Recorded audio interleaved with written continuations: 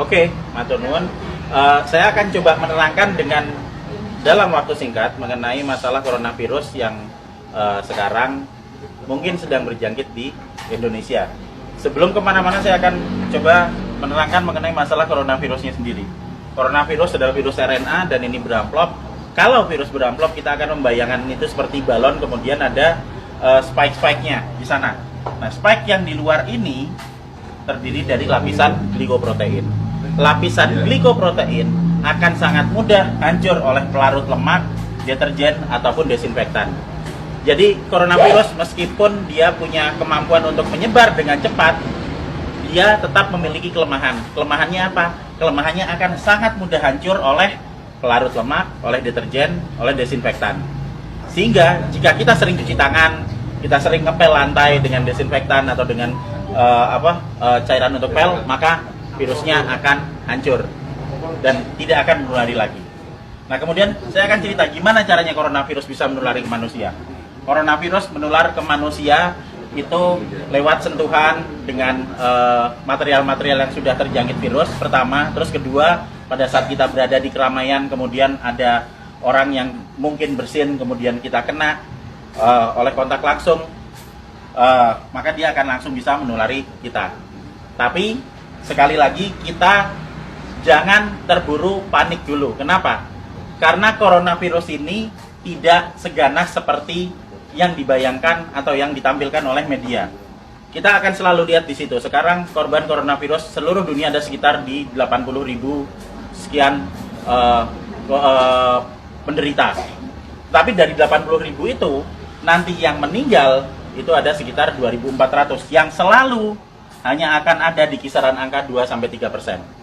Silakan nanti dilihat di data statistik mengenai seberapa banyak yang orang yang terkena coronavirus dan seberapa banyak yang meninggal. Yang meninggal selalu ada di kisaran antara 2-3%. Berarti sisanya sebanyak 97% itu selamat. Dengan deskripsi lebih detail, yang sakit 53%, sementara sudah ada yang mulai sembuh itu sebanyak 44%. Nanti kita akan cerita kenapa dia bisa sembuh. Jadi begitu coronavirus masuk ke tubuh manusia, maka dia akan menginfeksi sel saluran pernapasan.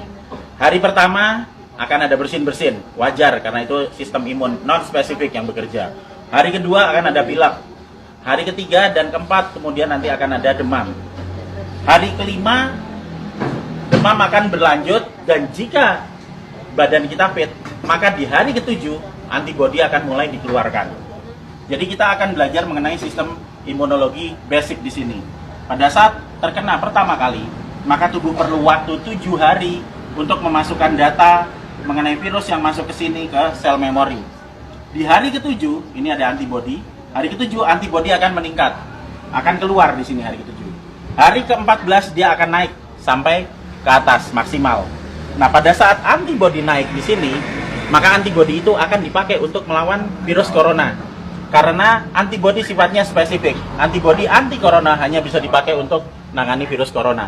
Dan itu akan dikeluarkan 7 hari pasca infeksi, yang akan sampai di puncaknya di 14 hari. Pada saat antibodi sampai di puncak, maka virus corona akan ditangani oleh antibodi di dalam tubuh kita sendiri.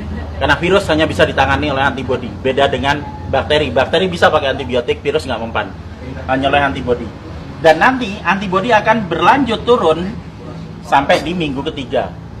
Apa yang terjadi di minggu ketiga pada saat antibodi sudah mulai turun? Berarti infeksi yang ada di dalam sudah ditangani oleh antibodi yang tumbuh dalam kondisi maksimal di umur 14 hari tadi.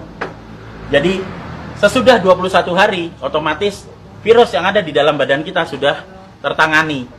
Apa yang terjadi kalau nanti ada serangan virus lagi? Jika ada serangan virus lagi, data yang ada di sel memori akan dikeluarkan sehingga respon imun kedua akan berlangsung 24 jam sesudah paparan.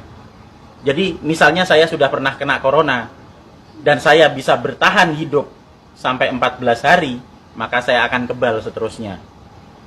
Dan berikutnya jika saya kena virus corona lagi, kita nggak perlu nunggu sampai 7 hari sampai antibodinya keluar. Sekarang kena, maka besok antibodi sudah dikeluarkan. Itu sebabnya 44% orang bisa sembuh bahkan tanpa vaksin, karena vaksinnya belum diketemukan. dan masih ada 53% yang sakit yang akan sembuh ngikuti 44%. Karena pola kematian atau mortalitas tidak pernah bergerak dari 2-3% maksimal. Sehingga tidak perlu khawatir, tidak perlu panik pada saat ada wabah corona. Kita punya prinsip penanganan wabah ada 3. Pertama, kita kurangi paparan virus. Gimana caranya?